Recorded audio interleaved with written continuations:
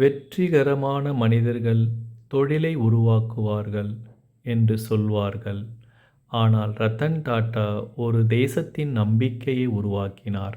இன்றைய இளைஞர்களே, ஒன்றை நினைவில் கொள்ளுங்கள்.